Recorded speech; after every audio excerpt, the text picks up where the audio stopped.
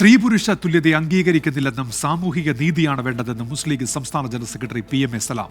സ്ത്രീ പുരുഷ തുല്യതയല്ല, ലിംഗ നീതിയാണ് ലീഗിന്റെ നിലപാടെന്ന് PM A സലാം പറഞ്ഞു.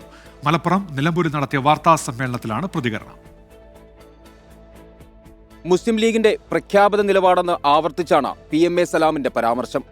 ജെൻഡർ ഇക്വാലിറ്റി അല്ല ഞങ്ങൾ പറയുന്നത്, ഞങ്ങൾ ഈക്വൽ നീതിയാണ്, സാമൂഹ്യ നീതി, തുല്യ നീതി.